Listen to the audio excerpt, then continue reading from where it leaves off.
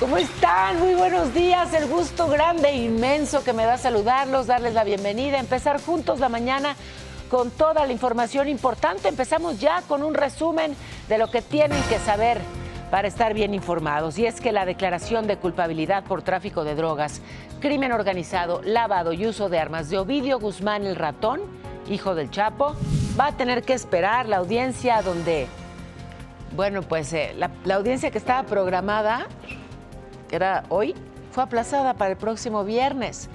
Y terminó la polémica sobre el paradero de Julio César Chávez Jr. No fue a su audiencia de lunes en Los Ángeles, así que su abogado informó que sigue bajo custodia del Servicio de Inmigración y Control de Aduanas, del ICE. Ya hay sentencias contra 10 personas involucradas en el caso del Rancho Izaguirre en Tuchitlán, Jalisco. Fueron condenados a 141 años de prisión por desaparición y homicidio calificado. Tendrán que pagar 1.3 millones de pesos como reparación del daño. Y siguen los golpes al Huachicol. Autoridades federales y de Veracruz aseguraron 933,000 litros de petróleo. Decomisaron también cisternas, contenedores, tractocamiones, pipas, coches. Sigue la transición en la Suprema Corte. Se reunieron la ministra presidenta Norma Piña y quien la sucederá, Hugo Aguilar, el ministro electo. Un diálogo abierto, cordial, fructífero y transparente, así lo describieron. Y ya se disculpó la mujer que insultó de manera racista y horrible a un policía de la Ciudad de México. Dijo que no hay justificación para expresiones que hieren, dividen y discriminan, pero ya en redes circula otro video de ella misma insultando también horrible a una guardia de seguridad.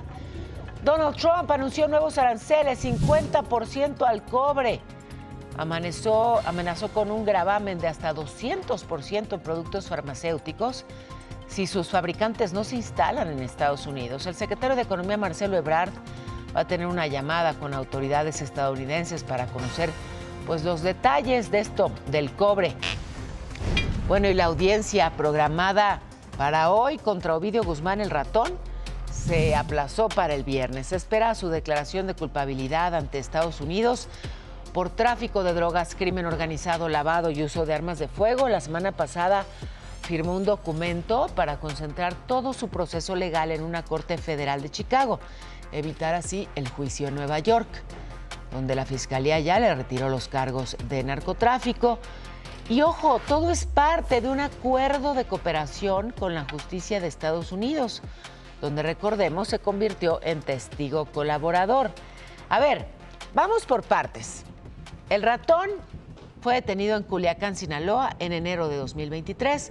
Fue extraditado en septiembre de ese mismo año.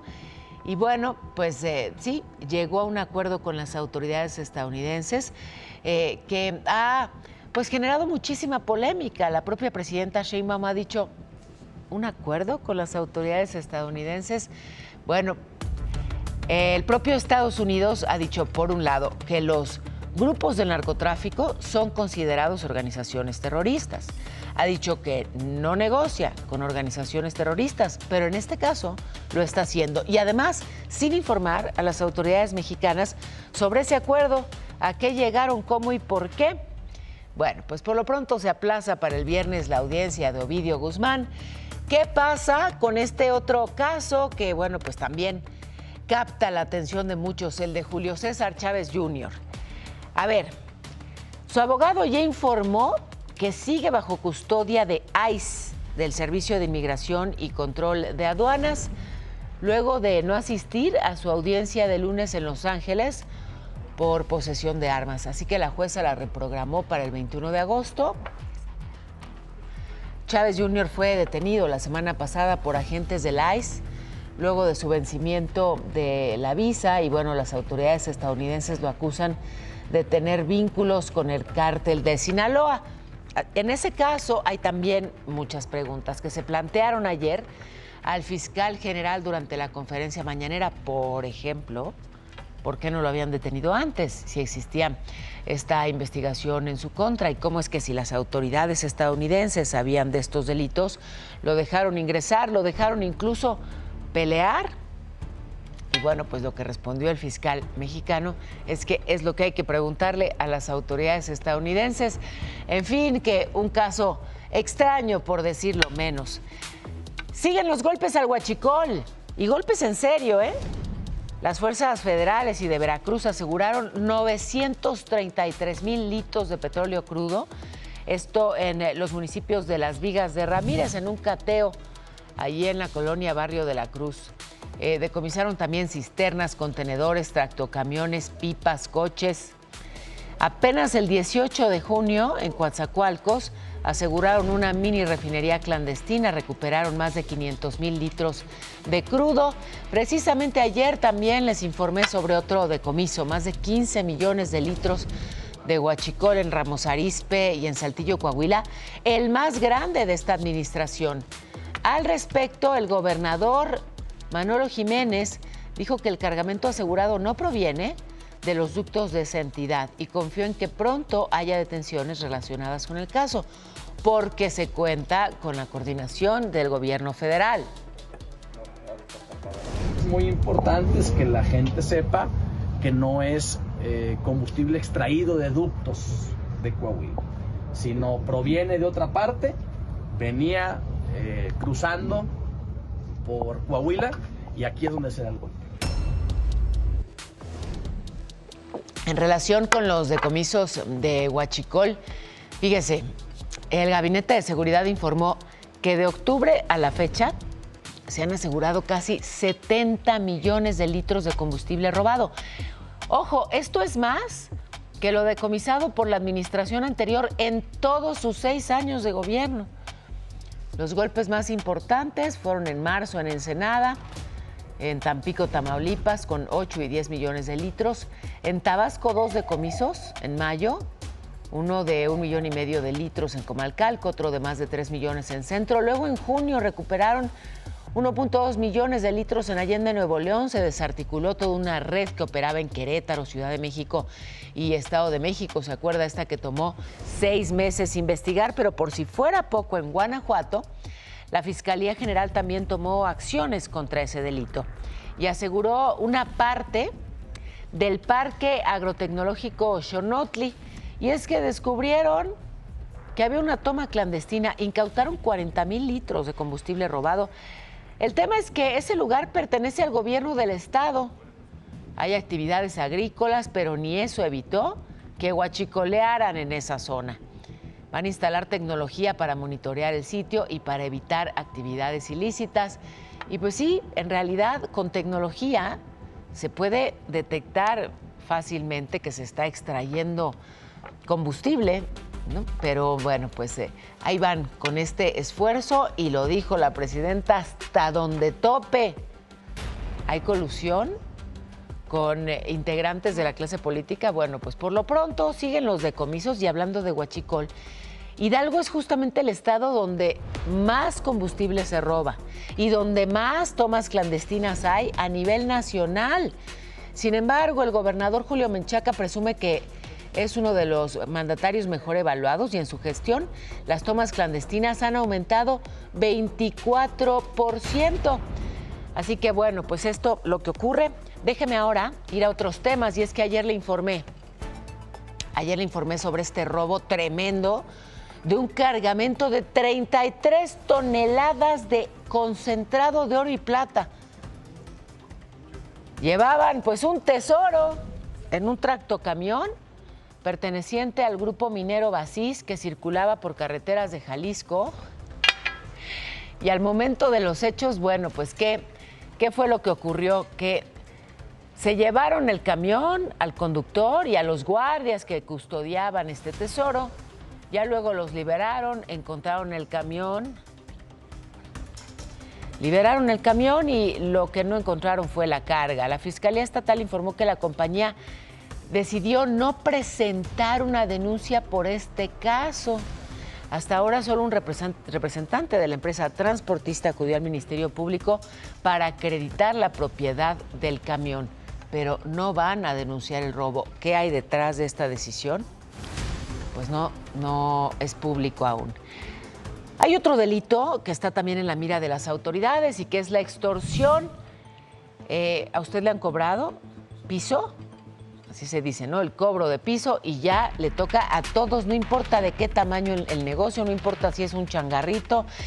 Y bueno, pues la autoridad dice que van a combatir la extorsión y que se va a perseguir de oficio. Ya no va a tener que presentarse una denuncia por extorsión para que las autoridades pues investiguen y hagan su trabajo. Esto pasó en Pátzcuaro, Michoacán. Detuvieron a 3 personas relacionadas con extorsión, y es que por medio de mensajes le exigían dinero a los habitantes de ese municipio. Apenas el domingo el secretario García Harfuch presentó la estrategia contra la extorsión.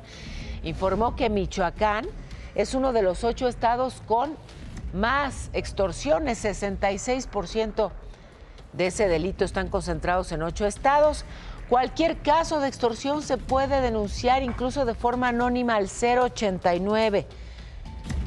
Por cierto, ayer la presidenta anunció que va a mandar al Congreso una iniciativa contra la extorsión, pero el presidente de la Junta de Coordinación Política de la Cámara de Diputados, Ricardo Monreal, dijo que todavía no habían recibido nada, que va a ser hasta septiembre, en el nuevo periodo ordinario de sesiones. Y bueno, no olvidemos tampoco el tráfico ilícito de armas. La defensa informó que Texas es el principal punto de ingreso. 43% de las armas entran por ahí. Se identificaron 11 rutas cuyo destino pues son los estados más afectados por la violencia. Salen algunas de San Diego y se van hasta Acapulco. Otra ruta de Yuma a San Luis Río Colorado, de Phoenix a Hermosillo, y de ahí se siguen hasta Durango y Guadalajara, y luego de Nogales, recorriendo pues todas estas ciudades que ve usted en su pantalla. Y sí, lo sabemos, desde hace mucho la presidenta Sheinbaum exigió al gobierno de los Estados Unidos hacer más para frenar ese delito. Dijo que el 70% del armamento proviene de ese país. Hablando de armas, la Secretaría de Gobernación informó que desde enero han cambiado voluntariamente más de 2,000 armas por dinero en efectivo. El programa se llama Sí al Desarme, Sí a la Paz.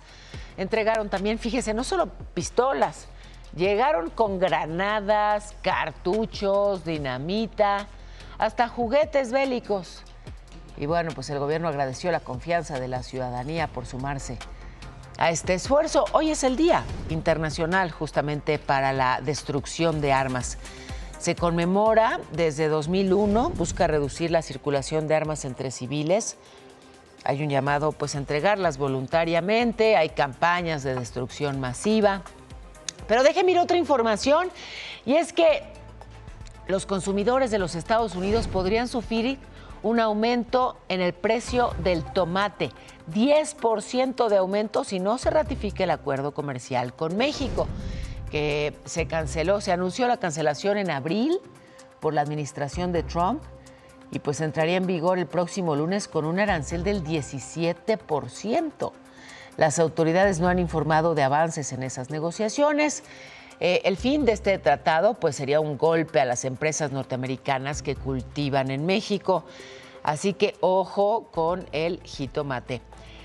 Hay más sobre los aranceles. Ayer les informé que Trump aplazó, la fecha era 9 de julio, lo movió al 1 de agosto, que la entrada en vigor de los impuestos recíprocos. Y entonces va a aprovechar estos días, estas semanas, para hacer negociaciones con los diferentes países.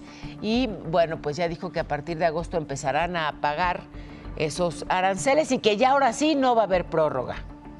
Pero también del 9 de julio decía que no iba a haber prórroga, y sí hubo. Entonces, bueno, pues ahí va, digamos que cambiando las reglas según conviene y avanzando con sus negociaciones y tomando ventaja en ello.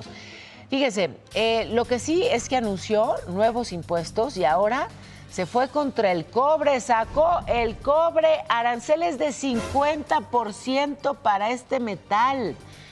No ofreció más detalles, solo dijo que van a ser similares a los que ya se aplican a las importaciones de acero y de aluminio.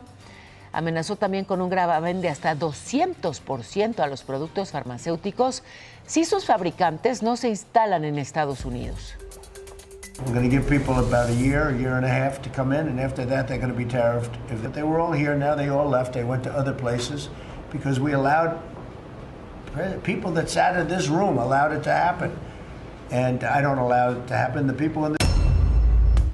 Luego de este anuncio, el secretario de Economía, Marcelo Ebrard, informó que tendría una llamada con las autoridades estadounidenses pues para saber de los detalles de este arancel al cobre. Dijo que tienen que saber, pues sí, cómo se aplicaría para prepararse, porque sin detalles, pues cómo le hacemos.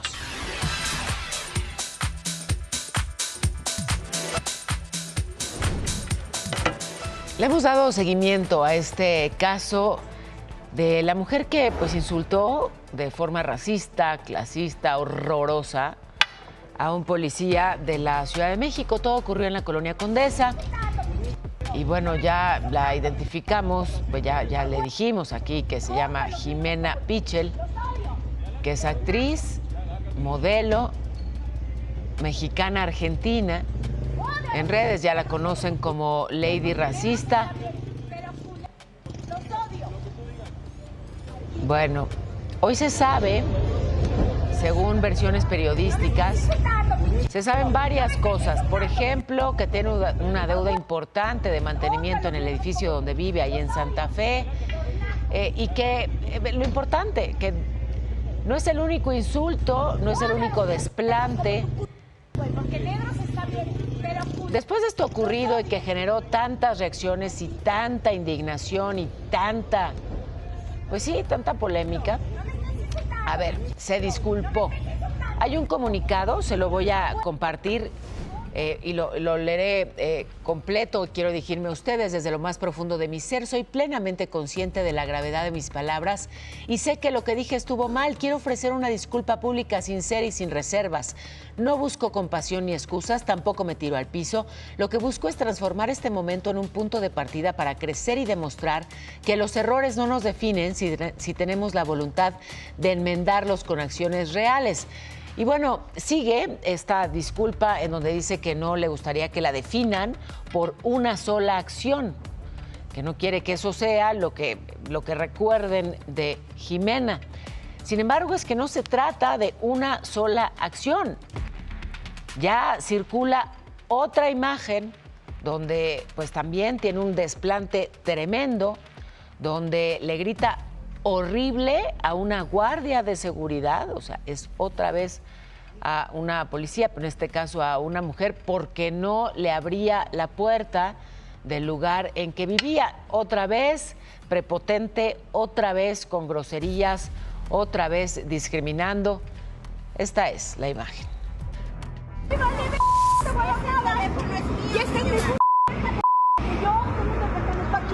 No te voy a dar nada. Bueno, y sigue, vamos a compartirle la secuencia completa de esta, pues este otro desplante que hace pensar que evidentemente lo ocurrido en la Condesa no fue un caso aislado, sino que es su forma de comportarse. De hecho, llega otro compañero un poco después, otro guardia de seguridad, y también le toca pues los gritos y las groserías.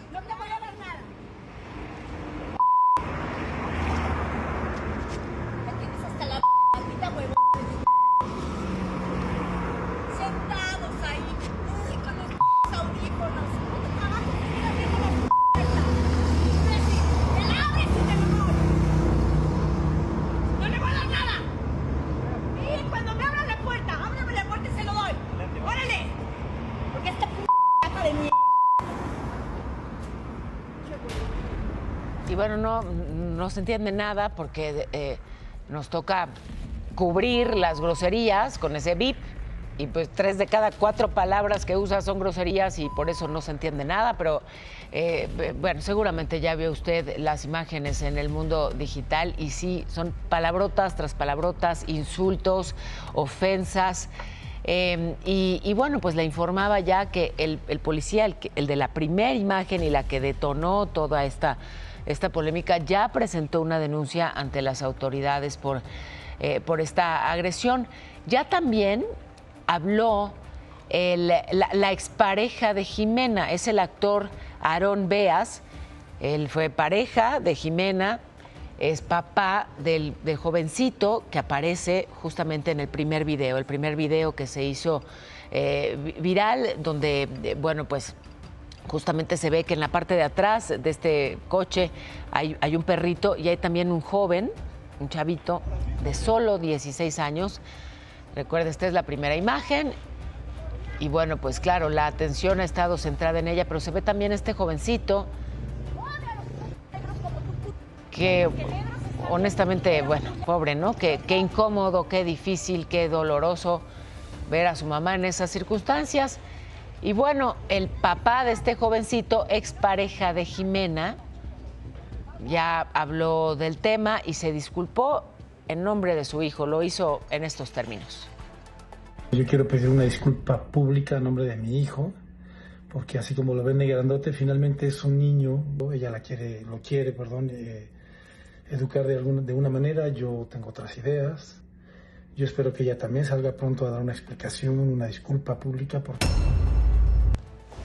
Y bueno, él se disculpa en nombre de su hijo. ¿Por qué? Bueno, dice, siendo un chiquito de 16 años, pues trató de proteger a su mamá. No vemos esas imágenes o esa parte, digamos, a la cual él hace referencia, pero se disculpa a nombre del menor.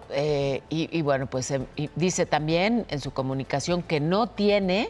O sea, que no habla ya desde hace por lo menos un año con Jimena y que de hecho no tiene la custodia del joven. Este caso ha traído de vuelta una conversación que es muy importante, que es de hecho una conversación urgente sobre la discriminación y sobre cómo la apariencia, el origen étnico, la identidad de género, la orientación sexual siguen generando discriminación. Y sí, detrás de este que es un escándalo viral, pues hay patrones más profundos que además se repiten todos los días en las calles, en las escuelas, en las empresas, en los lugares públicos. Esto es parte, sí, de la realidad, pero también es parte de lo que toca hacer para irla cambiando y para convertirnos en una sociedad más armónica y más respetuosa.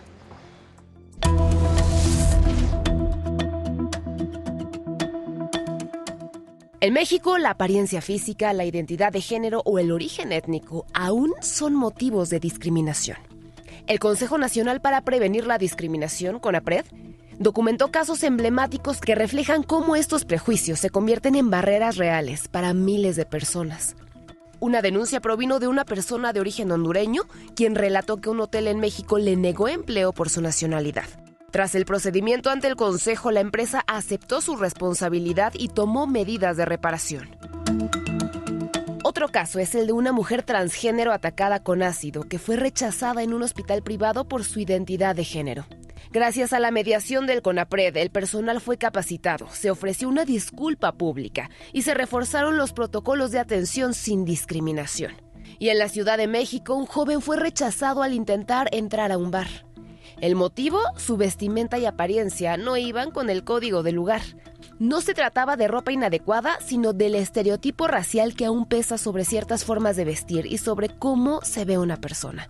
De enero a diciembre de 2022, las principales causas de discriminación presentadas ante CONAPRED fueron discapacidad, condición de salud, género, orientación sexual y apariencia física. La discriminación por cómo luce una persona, de dónde viene o cómo se identifica, sigue ocurriendo todos los días, informó Montserrat Ortiz. A ver, denunciar la discriminación es fácil, ¿eh?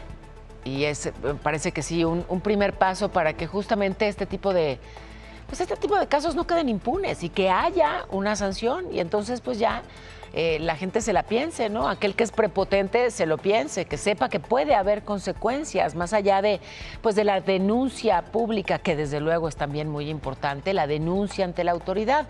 Se puede denunciar a través del Consejo para Prevenir y Eliminar la Discriminación de forma presencial, pero incluso en línea, para que sea rapidito. También hay un número telefónico, ahí está apareciendo en su pantalla, 5658-1111, 5658-1111. Hay un número nacional, ahí estamos compartiéndole todos los números y también bueno, pues una dirección electrónica para buscar de entrada la conciliación entre las partes, pero si no se llega a un acuerdo se pueden aplicar sanciones administrativas y en los casos graves se puede canalizar el caso ante las autoridades penales. Así que puede denunciarse la discriminación y bueno, pues sí, es una vía, ¿no?, para ir evitando este tipo de casos que son muy indignantes. Sí, y muy comunes lamentablemente en nuestro país, ¿no? Pues sí, pero ya basta. Es correcto, a pintar un alto.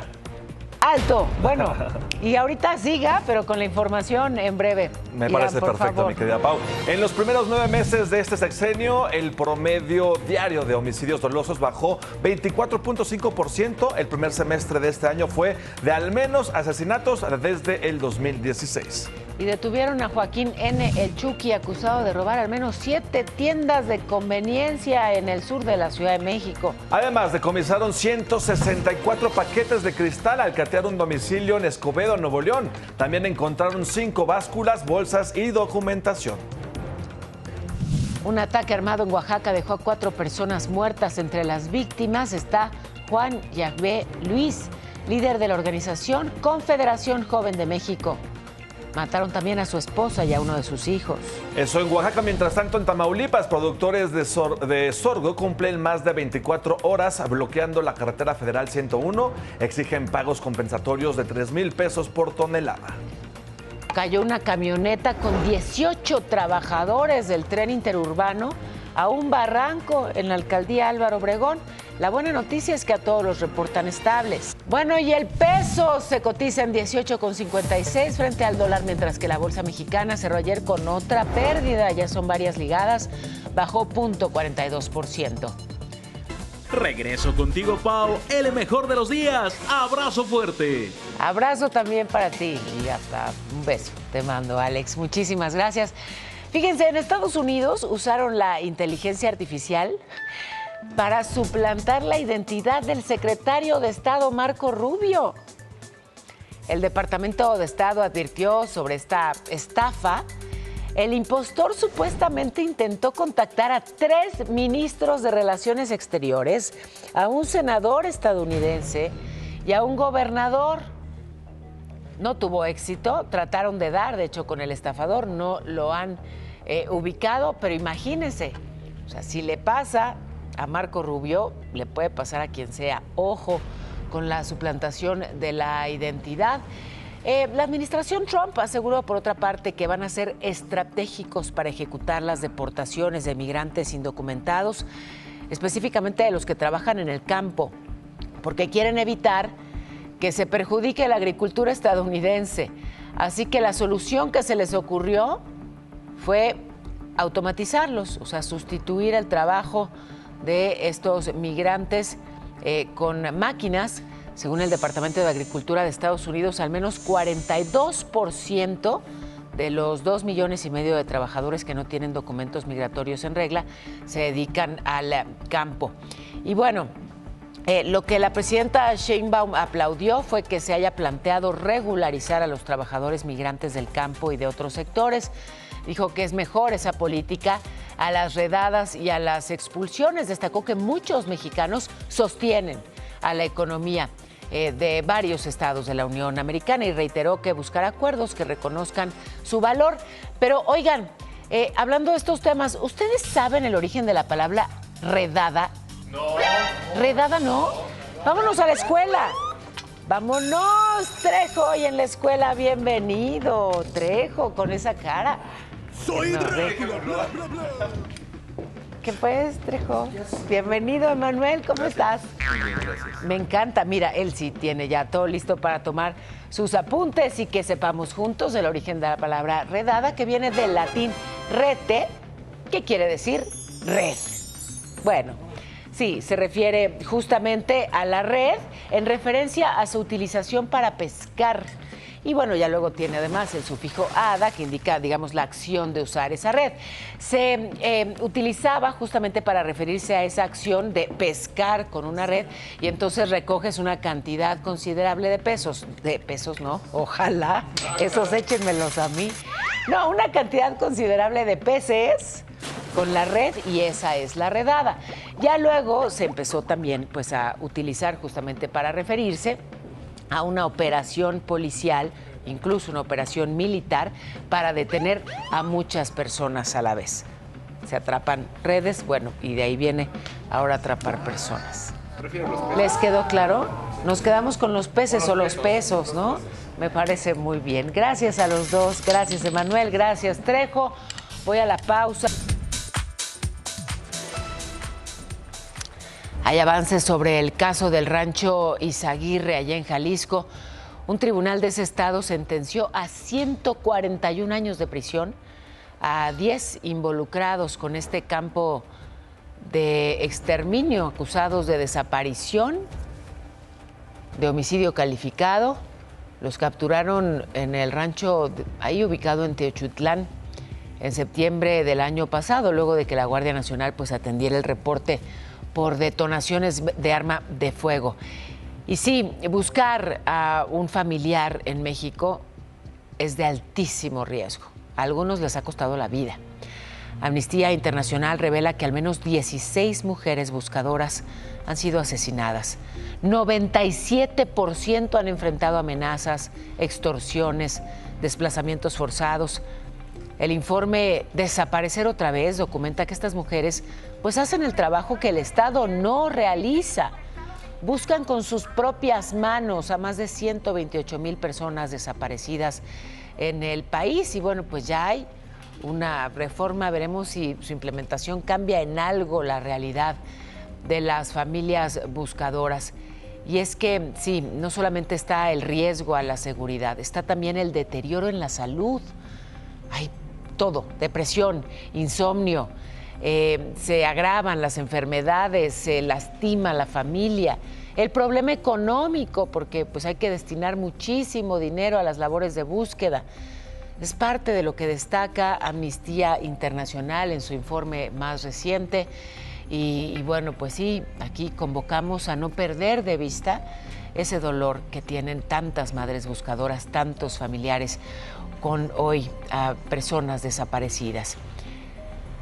Aquí le presentamos unos videos que se viralizaron en los que el personal del Instituto de Ciencias Forenses de la Ciudad de México pues manipulaba algunos cuerpos de forma indebida, como jugueteando pues. Y entonces cuerpos de colectivos de búsqueda presentaron una denuncia penal, acusan al personal de manipulación lúdica e irrespetuosa, participación de funcionarios de alto nivel, difusión de videos y omisión y encubrimiento de estas prácticas. Veremos en qué deriva esta denuncia. Sobre el crematorio allá en Ciudad Juárez, Chihuahua, en el que encontraron casi 400 cuerpos pues embalsamados, hasta hoy han analizado a 323. La Fiscalía del Estado, con la Defensa y la Guardia Nacional, cateó las casas del dueño y de uno de sus trabajadores que ya están detenidos, buscando pues evidencias. Por su parte, el secretario de Seguridad, Omar García Harfuch, dijo que la mayoría de las cenizas entregadas a los familiares eran restos, pero de animales. En más de este caso, justamente los familiares denuncian que se les están imponiendo más requisitos para iniciar con el proceso de verificación de cenizas que les entregaron, actas de defunción, permisos de cremación, credenciales de elector, pues una serie de documentos con filas muy largas. Así que al duelo se suma esto afuera de la Fiscalía del Estado. Y otro caso, el de la despedida de las pequeñas Meredith, Madeline y Carla, y de su mamá Margarita, presuntamente asesinadas por la pareja sentimental de Margarita.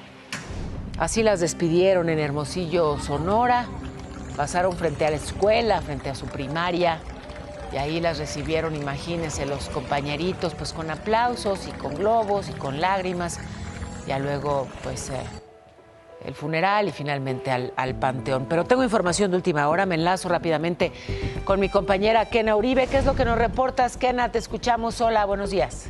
Hola, muy buenos días, Pau. Qué sustazo se metieron los usuarios del metro esta mañana. Hace unos momentos, personal de seguridad detuvo a un joven menor de edad que portaba una serpiente de casi 1 metro de largo. Tranquilamente caminaba por los torniquetes de la estación Potrero de la línea 3 cuando fue interceptado para mostrar la documentación correspondiente a la aportación del animal. El joven evidentemente no tenía papeles y aseguró que compró el reptil en internet y se lo entregaron ahí. La serpiente fue canalizada al Ministerio Público, mientras que el joven fue llevado a la agencia especializada en atención de menores. Se iniciará una carpeta de investigación por delitos contra la biodiversidad. Es la información esta mañana, Pau. ¿Cómo ves? ¿Qué sustazo se metieron? Bueno, muchísimas gracias. Gracias, Kena.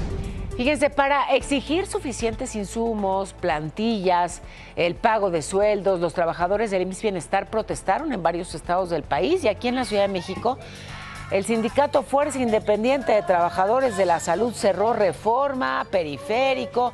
Se puso tenso por momentos cuando estaban cerrando Insurgente Sur porque los encapsularon y bueno, pues los policías empezaron a retirar algunas de las cosas que habían colocado. Había una huelga de hambre. Luego en Veracruz cerraron calles de Jalapa, hubo marchas en Baja California Sur, Chiapas, Hidalgo, Oaxaca.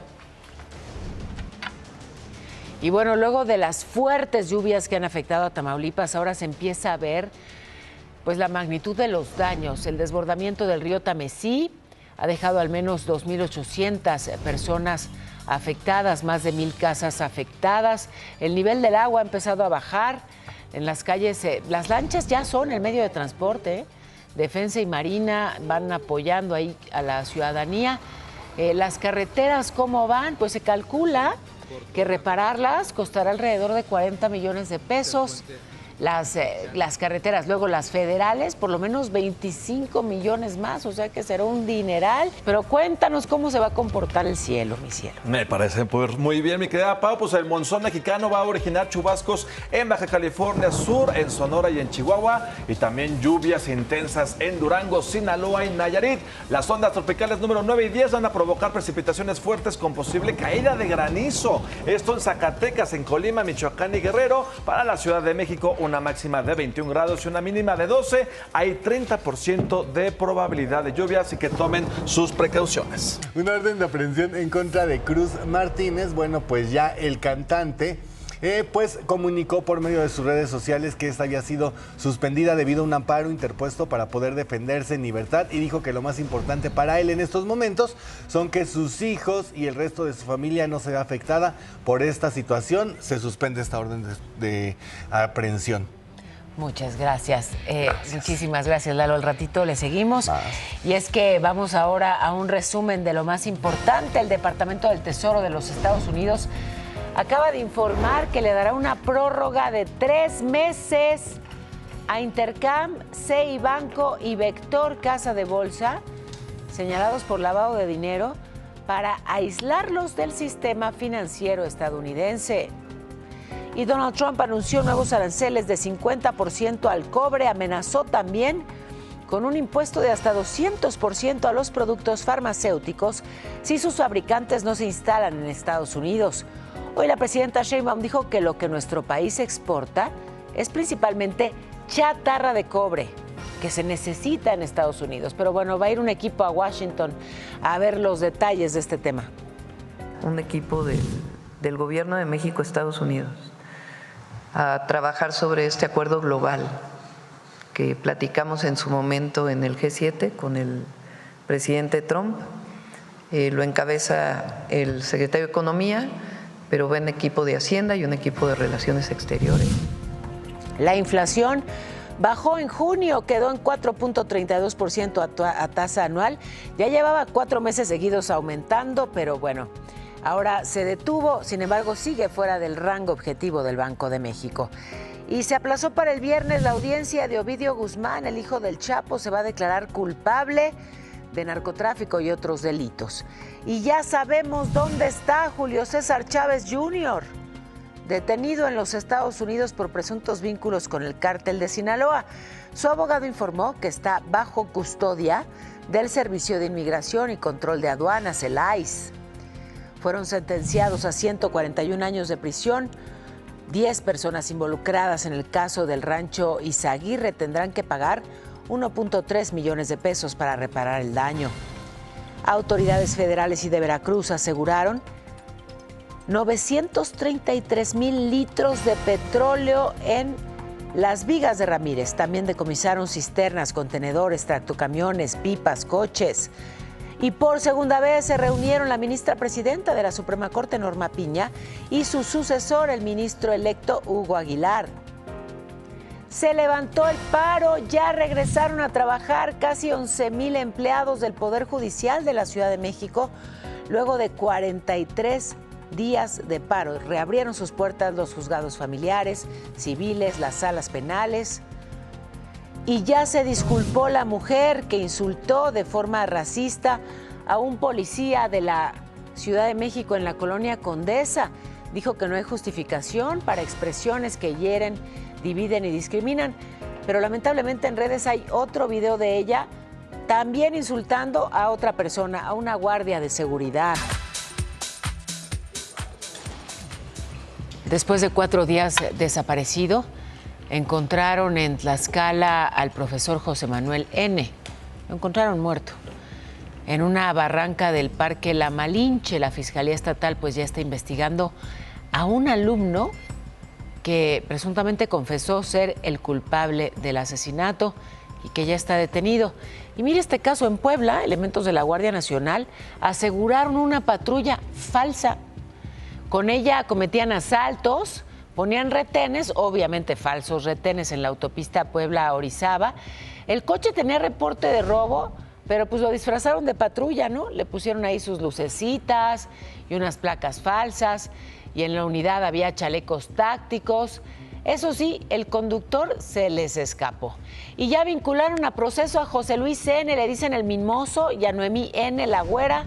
Ahí están, son identificados como líderes de una organización que extorsionaba y despojaba en el Estado de México. Participaron en muchos actos pues, de intimidación para despojar a personas de sus casas, de sus predios, hasta locales comerciales en municipios como La Paz o Iztapaluca.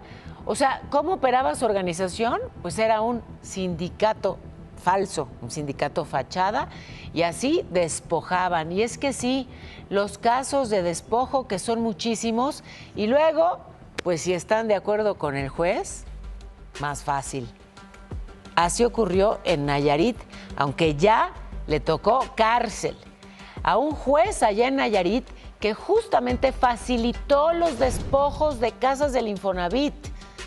Se llama Mario Cervera, va a estar 3 años y 11 meses en prisión con informes falsos que entregó a jueces federales de otros estados. Afectó a 60,000 personas.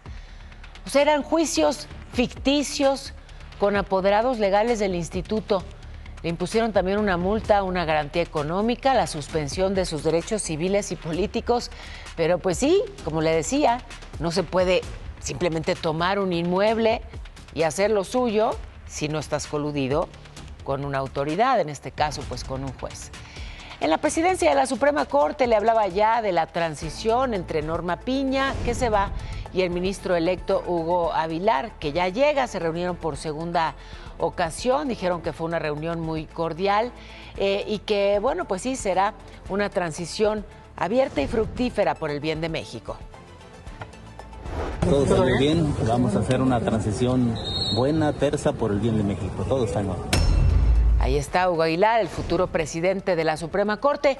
Y en medio de señalamientos por supuestos sobornos que recibió el expresidente Enrique Peña Nieto por parte de empresarios israelíes, todo esto que se ha dicho en torno a Enrique Peña Nieto en los días recientes, el que salió en su defensa fue Aurelio Nuño, ex jefe de la oficina de la presidencia, también fue secretario de Educación. Dijo que mientras colaboró con él, nunca lo escuchó dar la orden de asignar un contrato a favor de alguna empresa, porque ese proceso pues corresponde a otras áreas de la administración pública. Yo ya les adelantábamos en Tendencias esto que pues sí parece ficción, pero lo están planteando como una posibilidad real gracias a los avances científicos.